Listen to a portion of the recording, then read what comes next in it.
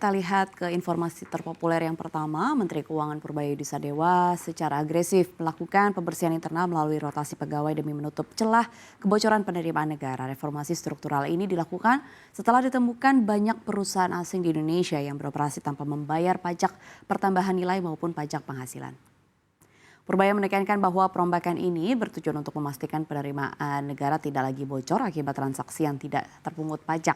Pada Rabu 28 Januari 2026 lalu, Purbaya telah merombak sekitar 30 jajaran Direktorat Jenderal Bea Cukai melalui rotasi maupun penonaktifan sementara. Tidak berhenti di situ, sekitar 50 orang pegawai di lingkungan Direktorat Jenderal Pajak juga akan menjalani perombakan serupa pada Jumat 6 Februari 2026 mendatang. Rotasi pejabat ini dilakukan supaya tindakan pemasukan pungutan negara tidak terus berulang terjadi hingga merugikan kas negara. Dalam rapat kerja dengan Komisi 11 DPR pada Rabu 4 Februari 2026, Purbaya mengakui adanya kendala dalam pemberhentian pegawai negeri sipil secara sepihak karena risiko gugatan hukum. Sebagai strategi, pegawai yang ketahuan dengan sengaja membiarkan penerimaan pajak bocor akan dimutasi ke wilayah tugas yang lebih sepi orang. Langkah ini diambil sebagai bentuk perbaikan sungguh-sungguh untuk menjaga kepercayaan investor terhadap integritas fiskal nasional.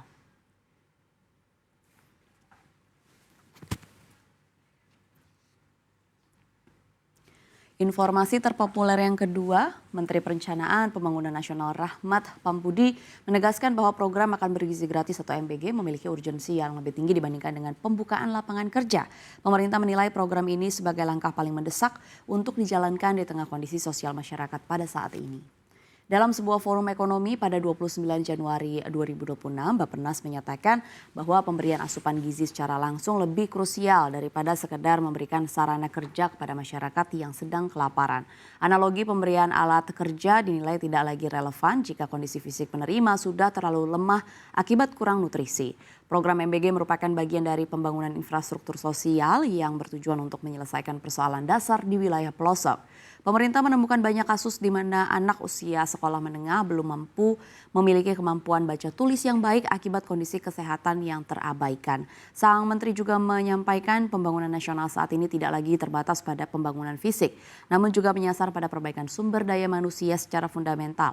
Penyelesaian masalah kelaparan menjadi prioritas utama dalam arsitektur infrastruktur sosial pemerintah untuk meningkatkan kualitas hidup rakyat.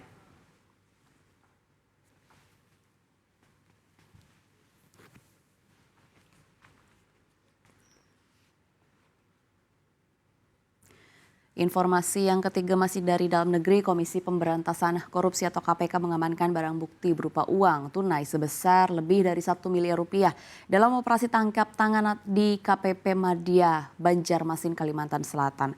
Operasi yang berlangsung pada pekan pertama Februari 2026 ini menyasar praktik tindak pidana korupsi di lingkungan otoritas perpajakan daerah. Sebanyak 3 orang telah terjaring dalam operasi tersebut, di mana salah satu pihak yang diamankan adalah Kepala Kantor KPP Madya Banjarmasin bernama Mulyono. Para pihak terduga pelaku saat ini sudah berada di gedung KPK Jakarta untuk menjalani pemeriksaan secara intensif terkait peran mereka dalam peristiwa tersebut. Operasi tangkap tangan ini diketahui berkaitan dengan proses restitusi pajak yang dinilai atau nilainya diperkirakan mencapai puluhan miliar rupiah. Restitusi pajak yang seharusnya menjadi hak wajib pajak atas kelebihan pembayaran kepada negara justru dijadikan celah oleh oknum pejabat untuk melakukan praktik langsung.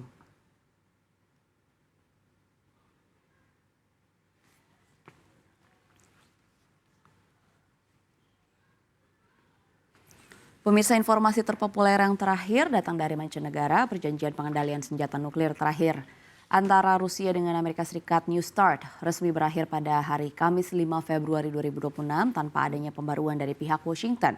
Berakhirnya fakta ini berarti Moskow dan juga Washington kini bebas dari seluruh batasan jumlah hulu ledak strategis yang telah berlaku selama belasan tahun.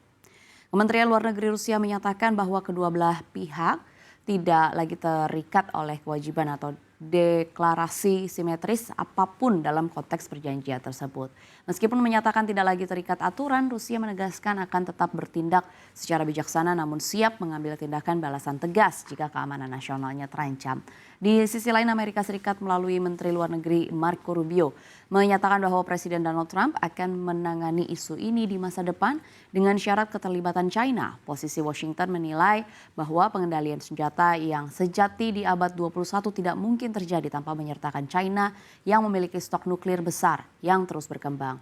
Secara historis, New START ditandatangani pada tahun 2010 dengan batasan 1.550 hulu ledak strategis untuk masing-masing pihak. Runtuhnya instrumen ini memicu kekhawatiran serius dari berbagai pihak internasional, termasuk Paus Leo XIV dan lembaga ICAN yang mendesak adanya tindak lanjut konkret. Tanpa adanya batasan, dunia kini berada dalam bahaya nyata berupa peningkatan jumlah hulu ledak yang akan menekan negara nuklir lain untuk mengikuti langkah yang serupa.